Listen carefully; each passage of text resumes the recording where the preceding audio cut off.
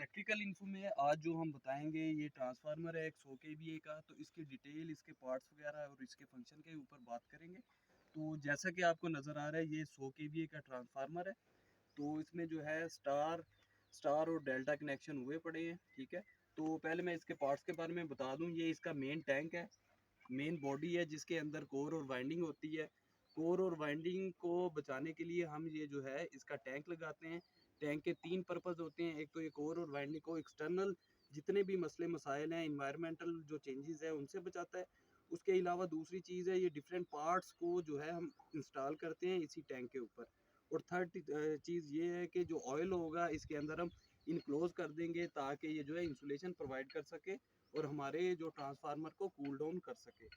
तो सबसे पहले मैं बता दूं ये एचवी टर्मिनल है, ठीक है। इसके साथ हम मेन केबल या मेन कंडक्टर अटैच करेंगे जितनी हम हमारी रिक्वायरमेंट होगी।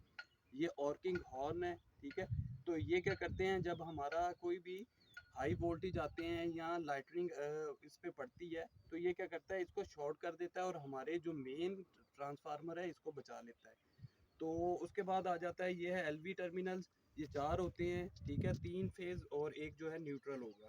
तो इसमें भी मेन सेम चीज़ है कि ये जो है इसके साथ हम केबल अटैच करेंगे चारों के साथ। और ये जो इंसुलेटर है इसे पोर्सिलीन पोर्सिलीन का बना होता है और इसको जो है हम बुशिंग भी कहते हैं। तो ये जो है अपने हमारी जो करंट रेटिंग के हिसाब से होता है ताकि ये जो है ट्रांसफार्मर की बॉडी के साथ शॉर्ट होने से बचा सके जो हमारी सप्लाई होगी। तो उसके बाद आपको ये चीज़ नज़र आ रही है, इसे टैप चेंजर कहते हैं।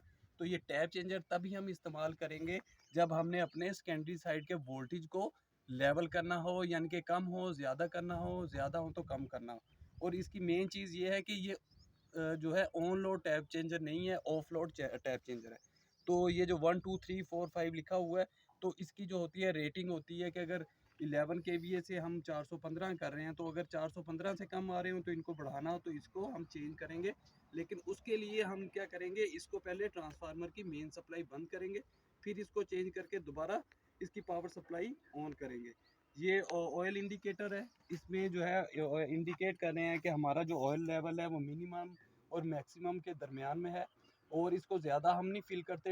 ये जो ऑयल होता है ट्रांसफार्मर की बॉडी में, उसकी वजह ये होती है जब हीट अप होता है ट्रांसफार्मर तो ये जो ऑयल होता है ये एक्सपेंड करता है। एक्सपेंड करके ये जो है हमारा जो लेवल है हाई होगा तो इसमें हम स्पेस रखते हैं ताकि जो हमारा ट्रांसफार्मर है उसमें ब्लास्ट ना हो सके और वाइंडिंग जो है उसकी जल ना जाए। ये गेज है, ये जो टेम्परेचर को बताएगी कि कितना टेम्परेचर है, 50 या 60 है। इसका डिफरेंट जो रेटिंग है इसकी नेम प्लेट के ऊपर लिखी होती है। वो सारा कुछ जो है हमने अपनी रिक्वायरमेंट के हिसाब से बनवाया होता है।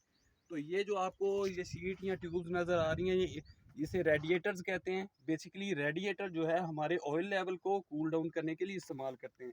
क्योंकि जब ट्रांसफार्मर का ऑयल कूल गर्म होता है तो ये क्या करता है, तो ऑयल जो है इसमें ट्यूब्स में आ जाता है और दोबारा कूल डाउन होके इसमें स्पेस होती है हवा और हवा वगैरह की वजह से और इसमें से जाने की वजह से ऑयल लेवल कूल डाउन हो जाता है और हमारा ट्रांसफार्मर सही तरह काम करता है।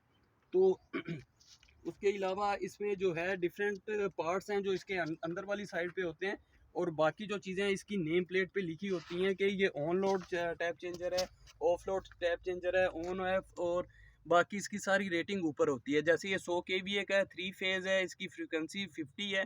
इसके जो एचवी टर्मिनल है उस पर 11 केवी वोल्टेज होंगे और जो L L L V side होगी उस पर 415 होंगे।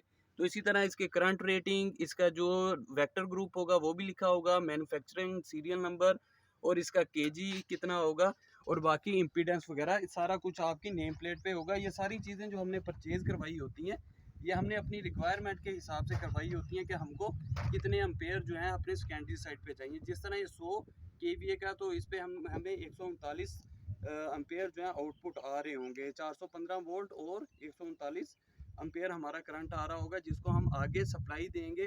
बेसिकली ये डिस्ट्रीब्यूशन ट्रांसफार्मर है तो ये डिस्ट्रीब्यूशन एंड पे जाएगा और हमारी जितनी भी चीज़ें अटैच होंगी उनके साथ तो उनको ये चलाने में मदद देगा। तो होप आपको पता चल गया होगा कि एक डिस्ट्रीब्यूशन ट्रांसफार्मर क्या करता है, उसके क्या पार्ट्स हैं और ये ऑयल फील्ड ट्रांसफार्मर है और इसका क्या फंक्शन है। और ऑयल जो होगा जो मेन टैंक के अंदर होगा बेसिकली इंसुलेशन प्रोवाइड करता है और उसके अलावा जो है एक जो हमारे टेम्परेचर को राइज नहीं होने देता।